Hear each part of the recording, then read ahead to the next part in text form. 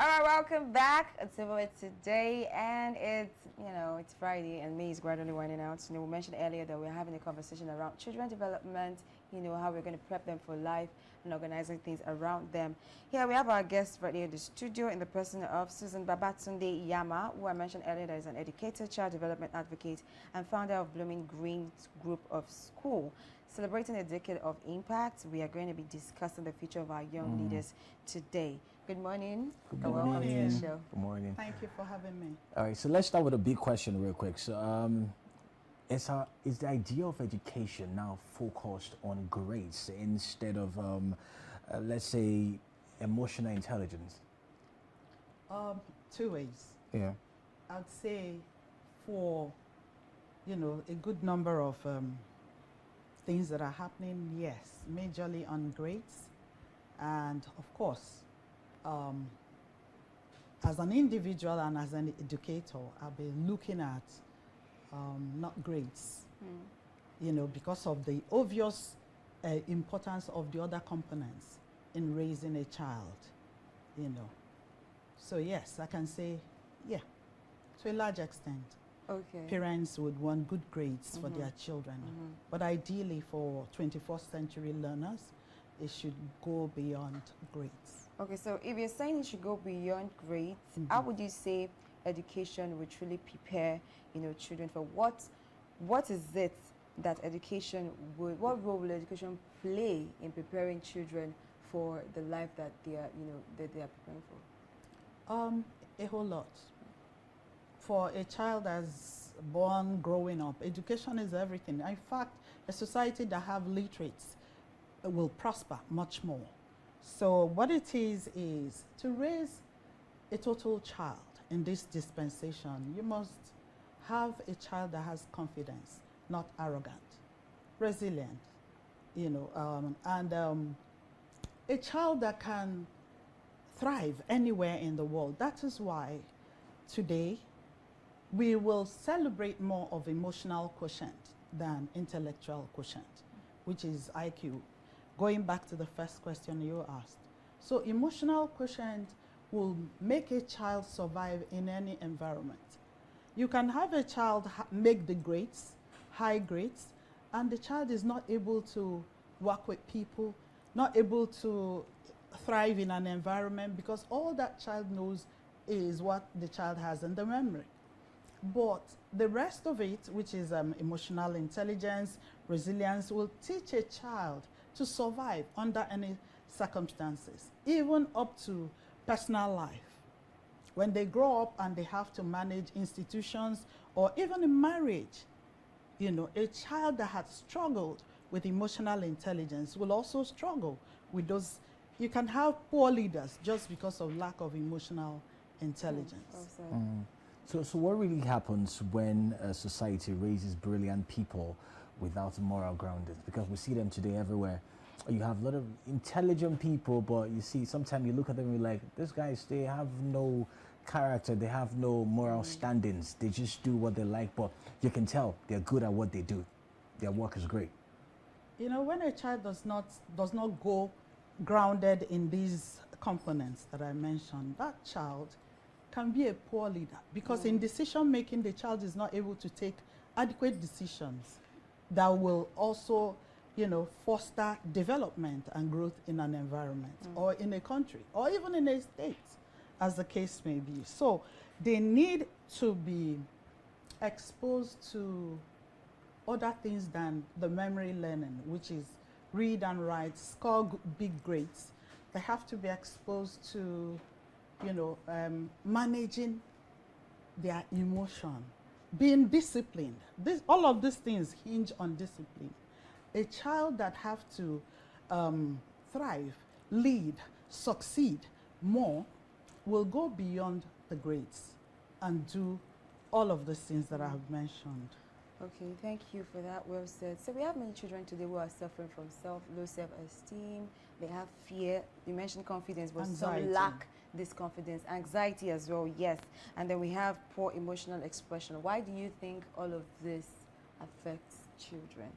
Most of those traits that you see in adult life start from when children are younger. all those traits that you begin to see in their adult life. There's been a study on the psychological development of the brain, and it is said that the brain starts developing from the back.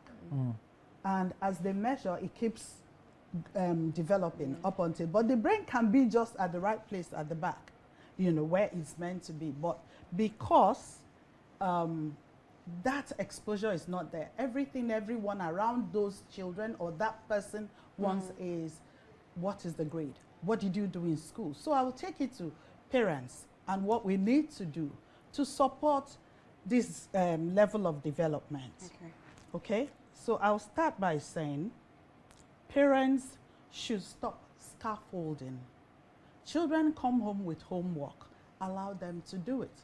Allow your child to fail and realize that he can pick himself up and get better than, okay, focusing on, talking to the child about that failure, hounding and all. We have to support them. We have to make sure that they are exposed to, you know, sometimes failure, so to speak, and then learn from it, pick themselves up and progress. Because the ecosystem is, the world is ever changing, and education is always evolving. True. It's also important to expose our children to all those tools that will enable effective learning. You know, in this dispensation of technology, children must be exposed to it, but guided and guarded so that they can apply these apparatus or instruments safely. Okay? To go through life, right? To go through life, yes. All right, so let's ask you know, other questions. But when it comes to children, I do think we need another Nigeria to be able to achieve that, because currently, we've been having debate and conversation around, oh, Nigerians are smart, Nigerians are not smart, there is political this, there is all of this bad whatever as a result of bad behavior or maybe child grooming, stuff like that. But then we have, how important is it that confidence is needed for a life skill? Because we have some people that are confident, but yet maybe not confident, maybe arrogant. They don't know how to manage it. They don't know how to identify, or maybe how do I put the question? Like we say, it's they always don't know a how to thin line between differentiate- arrogance they don't and know how to confidence. differentiate between arrogance and So they confidence. lack the other components. Okay. You know, there's confidence, there's character, Okay. there's resilience. All of those other components must be together to have a total child. If you have just a child that you think the child is confident and the child is becoming unruly, these other qualities are not there. So as adults or educators, we must be conscious in directing the children in the right path by exposing them to, for instance, a school should expose children in the school to project-based learning, things they can do with their hands and see if they did it right or wrong, and they should be directed. They should know that they can do it, fail, and continue. That's resilience. That's also developing discipline and character to carry on with assignments. All these will help. Emotional intelligence is also something you support a child to grow in. Sometimes it comes with age and also the environment. So these are the things that, the components that will make a total child, to be disciplined and be able to become a total child who has character, confidence, resilience, and all that. Okay, thank you for that. Well said. All right, so Saruki, so do you think adults or parents, unintentionally or knowingly raising, anxious perfectionists, intelligent perfectionists? Okay, so let me take myself for example. I'm an adult, I'm a mom. You know, sometimes in life, we as parents want our children to do much more than we did. So in all that, for instance, people work hard, they say what they went through, they don't want their children to go through them and all. So most times you see a parent wanting, they know what they passed through, and they put pressure, a lot of pressure on the children to just go on one route, which is academics, bring the grades home. You have to bring the grades home. That way the child is only focused on memory learning, which means, okay, so I have to deliver on this. And when they don't, they then, they feel very bad. And that's where that complex issue will come in. Yeah. That's inferiority, low self-esteem. I can't do it. Everyone is doing it. But if we, learn the rudiments and know that every child is different and they have their capacity and they have their time for everything, it'll be easier to allow them to make these mistakes, guide them, guard them, and they get to where they're going. It's very important for every parent to know that, yes, you didn't do this during your time. That's not for these children. You just guide them until they're able to also achieve these results that we expect them to do so. Because a child, I can tell you, in an office, you can see an A grade personnel, right? And you can see, let's say, third class graduate. And you see that the other one is high flying, while this other one that is a gray student is not. And the reason is emotional intelligence. These other qualities were not there because the focus was on academics and the grades the person got. And the person is working. So you see that these other ones are progressing. Maybe during promotion, you see that, oh, I used to be in the same class with this person. How come this person is the one that is being promoted? But the person has emotional intelligence, has the ability to get into a place and do what is required of them. Some of them can't even relate with their colleagues. All they do is that work. They come in, they face the computer, and that's all they're doing. Their social skills is very poor. And that affects home, that affects the society. So it's important that we begin to look at things in a different light and know that there's a balance. Yes, we want academic excellence. There has to be character. And in character, you have emotional intelligence, you have that resilience, you have discipline, you have all of those things put together to achieve a total child or a total adult at the end of the day. Okay. So you mentioned emotional intelligence, you mentioned character. Aside that, I know that there are other life skills that are needed. So if you had to list like different life skills every child should develop before adulthood, what would it be? The life skill, the very first thing a child should have, you should teach a child to have by so many activities that you will run, let's say for instance a school, is to make sure that there is discipline amongst the children. And how do you get that? By encouraging them, by also, disabusing their mind that whatever they have done at that point is so wrong they can't move. Discipline, there's time for everything. Children must have routine and also allowed to be children. You understand what I'm saying? So at any given time, we must have at the back of our mind that this is an evolving world, a changing world with technology, AI, and all of that. So we must always look at those components that will support them while not keeping a blind eye to the primary thing that brings them to school, which is academics. So how do you then now balance, structure with creativity and self-expression? Well, self-expression comes from confidence. Creativity is all of the things, I'm talking from school point of view, are all of the things that are put together to raise the children in a school environment. Okay, so creativity would then be the subjects they do, how it is packaged. Is it project-based learning, I've forgotten this word now, bear with me. Extracurricular activities. Okay. Yeah. All those things are part of what you do as creativity. Debating, they're able to speak in public and all.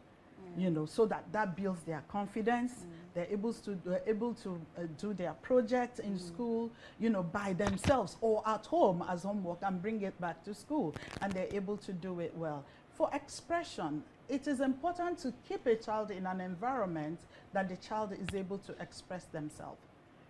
How do I mean? You're able to sieve between a child being rude and a child expressing themselves. Right. Do you understand what I'm saying? How do I mean? A child can have an issue and meet, for instance, a teacher. There's no need to shut the child down. The best thing to do is to listen, because for every little word from a child, you can pick something salient from it. And when you pick, you can then tell the child that this is what it is. You can then go back. I'll come back to you for this. That way, you're allowing the child to express themselves. And the way and manner with which you carry that out will also teach the child not to be rude. For instance, if I'm having a conversation with you and a child walks up to us, the best way I would attend to that child will be to say, you can see I'm talking to an adult. I'll come back to you. And you will make sure that you go back to that child so that the child can have that confidence that, oh, my needs are attended to. That way the child will not start thinking about being rude by saying, oh, miss, I've been wanting to speak to you.